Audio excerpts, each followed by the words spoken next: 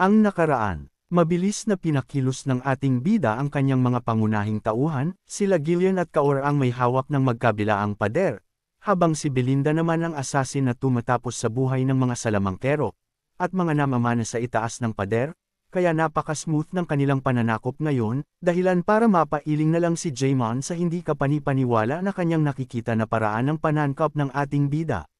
Pagpapatuloy. Halos hindi makapaniwala si Jaymon sa tanawin na naglalahad sa kanyang harapan. Ang diskarte at taktika ng mga kalaban ay napakakaiba, tila hindi nababagay sa mundong ito.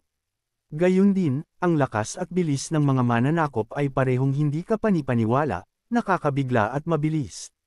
Ang bilang ng mga sundalong Fenris na sumasalakay sa magkabilang pader ay nasa ilang dosina lamang. Samantala, ang bilang ng mga sundalo na kanilang inilagay para sa depensa ay ilang beses pa sa bilang ng mga kalaban. Pero, ang bilis nilang makalusot, mabilis na nasesira ang kanilang depensa, paano sa mundo nakabuo ang Fenris ng ganitong mga kabalyero? Ang mga sundalo ni Conde Caboldi ay pangunahing mabigat na armored infantry, na nababalutan ng buong armor mula ulo hanggang paa. Nagbigay ito sa kanila ng malaking kalamangan sa mga depensibong labanan. Kahit gaano pa kagaling ang isang kabalyero, dapat ay imposibleng mapatay ng ganito kabilis ang mga mabigat na armored infantry. Lahat ba sila ay nasa antas ng mga advanced na kabalyero? Hindi iyan. Hindi ang buong grupo. Ang problema ay nasa mga nangunguna sa kanila. Ibinigay ni Jaymon ang kanyang tingin sa mga kabalyerong nasa harapan ng pag-atake, sina Gillian at Kaur. Si Gillian, lalo na, ay nagpakita ng nakakabiglang presensya sa magulong labanan.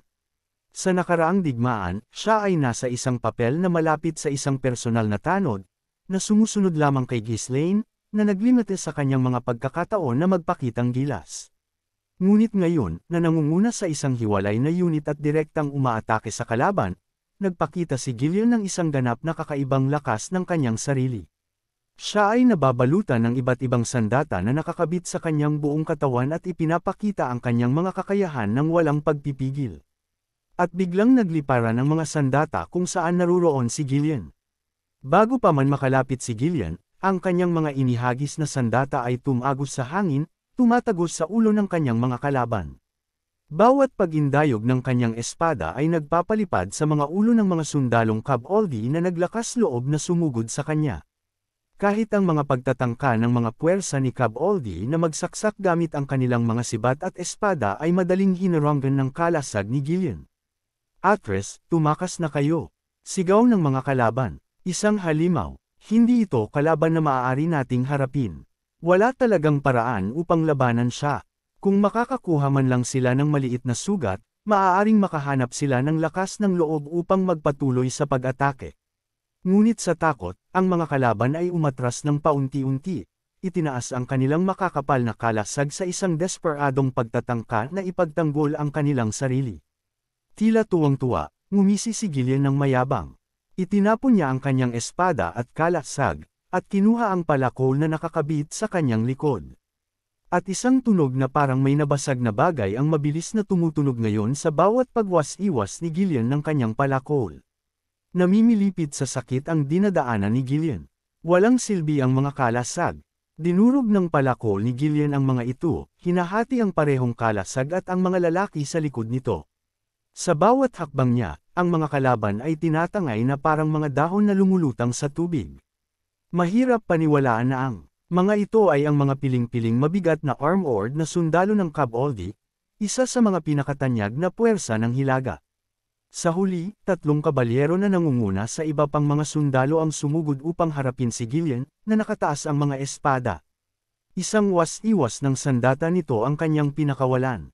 Umiwas si Gillian, ngunit ang dulo ng isang espada ay dumampi sa kanyang pisngi, nagdulot ng pagdurugo. Sinamantala ang pagkakataon, 2 sa mga kabalyero ang pumulibot sa kanya at nagsimula ng isang magkakasamang pag-atake. Mamatay ka! Sigaw ng mga kalaban ni Gillian na gigil na talagang tapusin siya. Ang mga kabalyero mula sa Hilaga ay madalas na inilalarawan bilang mas matapang at mas agresibo kumpara sa mga mula sa ibang mga rehiyon. Tunay sa kanilang reputasyon, ang mga kabalyero ni Conde Caboldi, bilang mga mandirigma sa Hilaga, ay sumugod kay Gillian nang may walang humpay na kabagsikan. Ngunit ang mga kontra-atake ni Gillian ay mas nakamamatay pa. Nang hindi man lang nag-abalang umiwas, walang awang inindayog niya ang kanyang palakol sa isa sa kanyang mga kalaban. Wasak! Ito ang nangyari sa sandata ng kalaban ni Gillian. Dinurog ng palakol ang espada ng kabalyero at tumusok ng diretsyo sa kanyang dibdib na may malaking butas ngayon. Bumagsak ang kabalyero na may malakas na sigaw, ang kanyang dibdib ay nabukas. Sinamantala ang pagkakataon, isa pang kabalyero ang umindayog ng kanyang espada kay Gillian. Gayunpaman, pinahihit ni Gillian ang kanyang katawan at hinarangan ang atake gamit ang kanyang makapal na bisig. Ang espada ay huminto na may mahinang tunog. Hindi tumagos sa katawan ni Gillian. Ano ito? Napatulala ang kabalyero ni Cab Aldi sa pagkabigla. Paano hinarangan ng isang simpleng braso ang isang talam na puno ng mana? Posible lamang ito dahil si Gillian ay may suot na bracer na gawa sa balat ng isang blood python, na kayang palakasin at ilabas ang mana. Ngunit ang kabalyero ay hindi na magkakaroon ng pagkakataon na malutas ang misteryong ito. At isang mabilis na pagpalakol ang ginawa ni Gillian ngayon sa kanyang kalaban. Bumagsak ang palakol ni Gillian, hinahati ang ulo ng kabalyero sa dalawa. Halimaw ka! Hindi ka tao, tanging nasambit ng mga kalaban sa nakakita ng ginawa ni Gillian.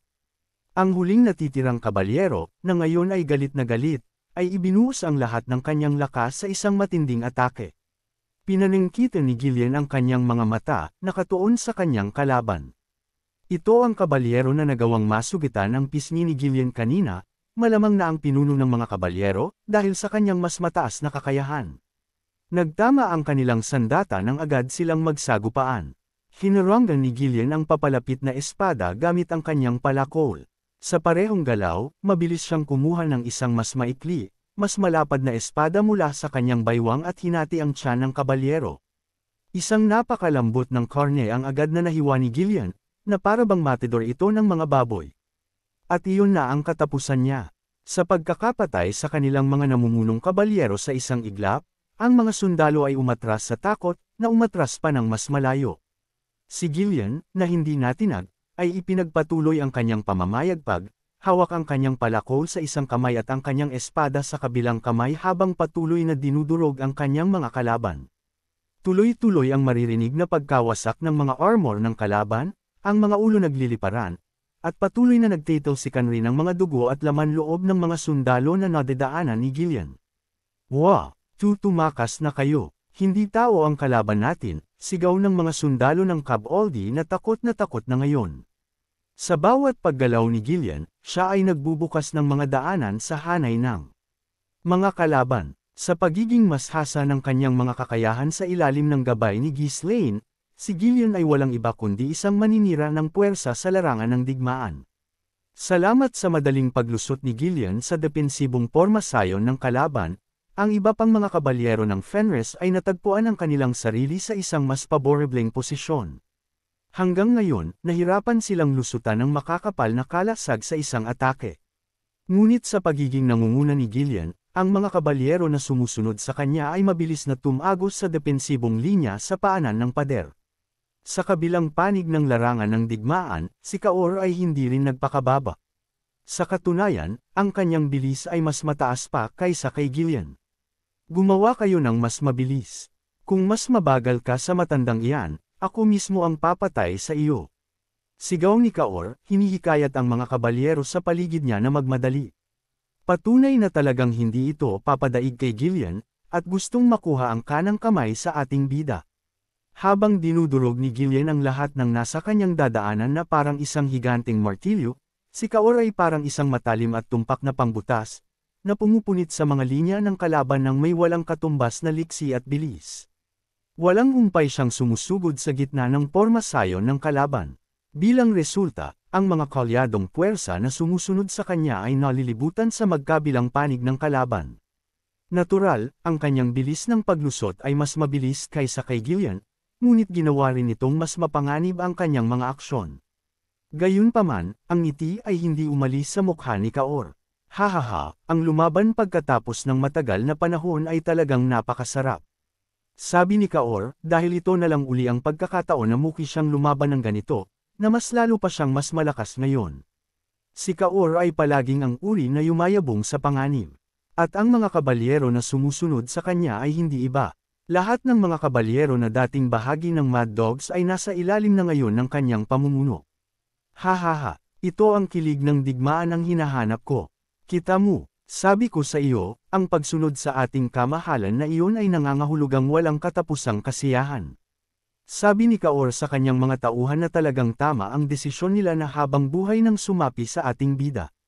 Lumilipad sa kalangitan, pumapatay ng mga kalaban, oo, ito ang buhay ng isang tunay na lalaki. Sabi ni Kaor na talagang hindi mawala sa kanyang mukha ang isang ngiti. Ang mga ito ay mga mandirigma na dating nabuhay bilang mga mersenaryo, na nakaligtas sa malupit na mga rehiyon ng Hilaga sa pamamagitan ng purong pagtitiyaga.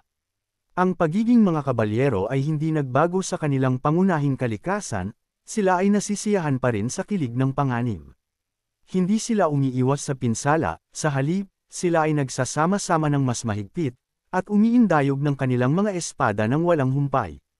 Ang purong kabagsikan ng kanilang pag-atake ay sapat na upang magpatinag at umatras ng ilang hakbang ang mga sundalo ni Cab Aldi. Mula sa panig ng kalaban, 3 kabalyero ang sumugod upang pigilan si Kaor. Hey, ngayon, ito ay ilang mga kalaban na sulit sa aking oras. Si Kaor, na labis na nasa sabik, ay nagpakita ng isang mabagsik na ngiti habang nakikipagsagupaan sa 3 kabalyero. Maririnig ang tunog ng mga sandatang nagbabagon, mga pag-atake na sinasabayan ni Kaor na mag-isa.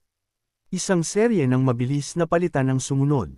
Si Kaor, na lumakas ng husto mula noon, ay madaling sinalag ang mga atake ng mga kabalyero. Ang kanyang estilo ng labanan ay lubos na naiiba sa kay Gillian. Sa halip na agad na maglunsad ng mga kontra-atake, naglaan siya ng isang sandali upang suriin ang kanyang mga kalaban. Parang isang maninila na sinusuri ang kanyang biktima, hindi niya pinalampas ang maikling pagkakataon na lumitaw. At sabay igtad ng kalaban, nanlamig ang pakiramdam sa kanyang naramdaman na dumaan sa kanyang katawan. Ang talam ni Kaor ay tumagos sa leeg ng isang kabalyero ng may bilis ng kidlat. Ipinasok niya ang kanyang espada sa isang napakaliit na puwang sa pagitan ng mga piraso ng armor, isang pagkakataon na lumitaw lamang sa panahon ng paggalaw. Ang natitirang 2 kabalyero ay agad na umatake, ngunit kinuha ni Kaor ang bangkay ng bumagsak na kabalyero at ginamit ito bilang isang kalasag sa harap ng kanyang sarili. Ang kanilang mga atake ay hinuranggan ng katawan ng kanilang patay na kasamahan. Halimaw ka, ano ang ibig sabihin nito? Galit na sabi ng mga kalaban ni Kaor, dahil ginawang kagamitan ng kanilang namatay na kasamahan. Ang lapastanganan ng bangkay ng isang kabalyero, wala ka bang karangalan? Tanong ng mga ito kay Kaor, dahil hindi ito gawain ng isang marangal na kabalyero. Ang mga kabalyero ni Cab Aldi ay lubos na nalito. Ipinapalagay nila na si Kaor ay isa ring kabalyero, at ang ideya na gagawa siya ng mga kaiyahiyang aksyon ay hindi kailanman pumasok sa kanilang isipan. Ngunit walang pakialam si Kaor. Nagtago sa likod ng bangkay, sinamantala niya ang susunod na pagkakataon na ibinigay nila sa kanya at mabilis na itinulak ang kanyang espada pasulong muli. Tulad ng dati, butas at tinuhag na naman ni Kaor ang katawan ng kanyang kalaban. Ang pagpuntirya sa mga mahahalagang bahagi ay ang espesyalidad ni Kaor. Parehong natitirang kabalyero ay bumagsak, ang kanilang mga lalamunan ay nabutas. Pinunasan ni Kaor ang dugo mula sa kanyang mukha, dumura sa lupa, at ngumisi sa kasiyahan. Ano ang malaking bagay tungkol sa isang bangkay na patay na? Tigilan ang inyong pag-iyak. Kahit gaano ko isipin, malinaw na ako ang pinakamalakas rito, sabay ngisi ni Kaor. Lumingon si Kaor nang may matalas na mga mata, sinusuri ang takot na mga sundalo ni Cab Aldi bago nagpatuloy. Hoy, mauuna na ako. Tapusin ang natitira sa mga halimaw na ito ng mabilis at humabol. Wala tayong oras. Pagkatapos nito, iniwan niya ang mga salitang iyon at sumugod pasulong ng hindi lumilingon. Tila ang tanging nasa isip niya ay ang maabot muna ang pader ng kuta. Salamat sa pamamayagpag ni Kaor, ang daan sa unahan ay nalinis. Ang depensibong linya ng mga puwersa ni Cab Aldi ay bumagsak na. Para sa natitirang mga kabalyero ng Fenris, ang pagtapos sa mga sundalong kalaban ay hindi na isang hamon. Ang mga lalaking ito ay madali. Patayin silang lahat, sumugod, tuloy lang, hahaha. Ang mga kabalyero ng Fenris ay walang awang pinatay ang mga demoralisadong kalaban habang sila ay sumusugod. Ang lahat ng ito ay nangyari sa loob lamang ng ilang minuto. Nang makita ang mga puwersa ng Fenris na mabilis na tumagos sa magkabilang panig ng mga pader ng kuta, naramdaman ni Jaemon ang lamig na damaloy sa kanyang gulugod. Bagsak na ang mga pader. Ilang sandali na lamang bago bumagsak ang mga pader, at ang tore ng utos kung saan siya nakapwesto ay aatakihin. Mayroon na lamang isang huling hibla ng pag-asa.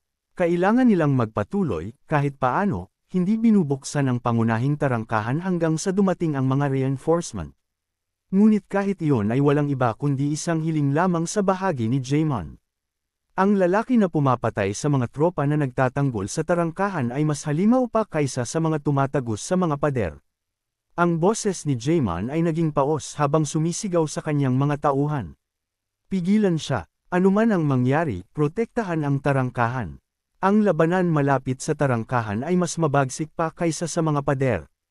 Itinuon ni Cab Aldi ang mas maraming tropa doon upang ipagtanggol ito. Gayunpaman, ang kanilang mga depensa ay pinupunit ng walang awa. Boom! Isang halimaw. Sa kanyang mga matang namumula sa dugo, si Ghislaine ay gumalaw, pinuputol ang mga sundalo ni Cab Aldi ng may nakakakilabot na dali. Ang kanyang mga galaw ay walang iba kundi kasing bilis ng kidlat. Pagkatapos ubusin ang lason ng Blood Python, ang mana ni Ghislaine ay tumaas sa isang nakakamanghang antas. Upang kontrolin ang bagong tuklas na kapangyarihan na ito, walang humpay niyang sinanay ang kanyang katawan.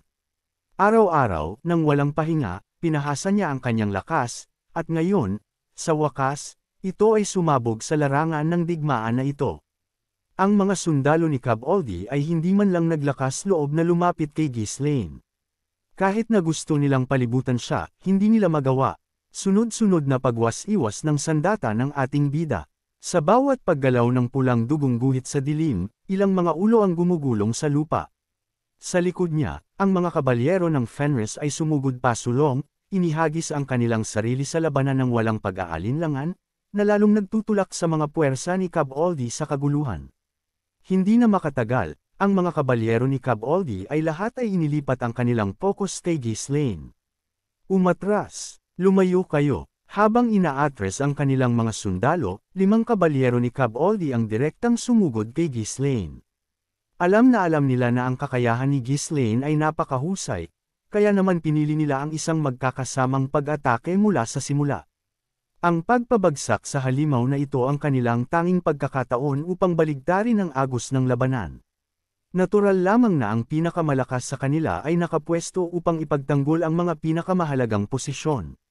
Habang ang mga kabalyero, na tila medyo bihasa, ay lumalapit, ikanaway ni Ghislaine ang kanyang kamay upang sinyasan ang mga kabalyero ng Fenris na umatras. Agad na maririnig ang tunog ng nagbanggang bakal. Sa isang iglap, nagbukas ang espasyo, at nagsimula ang labanan sa pagitan ng 5 kabalyero at isang lalaki. Ang mga kabalyero na umindayog ng kanilang mga espada kay Ghislaine ay natigilan. Madali niyang iniiwasan o sinasabayan ang bawat atake na inilabas nila mula sa lahat ng direksyon. At pagkatapos, sumunod ang counter-attack. Napakabilis na paggalaw ng espada. Habang ang espada ni Ghislaine ay umikot sa isang solong arko, ang ulo ng isang kabalyero ay lumipad. Ang kabalyero na nagtangkang sumaksak sa sandaling iyon ng pagkakataon ay nakakita ng isang pulang dugong kidlat bilang kanyang huling pananaw bago nawalan ng malay.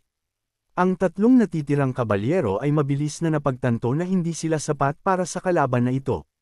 Bilis, lakas, diskarte, walang isang lugar kung saan sila ay maaaring makalamang sa kanya. Kahit ang kapitan ng Cab Aldi Knights, na kilala sa kanyang pambihirang kakayahan, ay hindi makakalamang sa lalaking ito sa kanilang harapan. Mabilis na dumaan na naman ang espada ng ating bida, para ba itong isang magsasaka na ginagapas ang palayan. Isa pang ulo ang bumagsak, napakabilis na hindi man lang nila nakita ang kanyang paggalaw.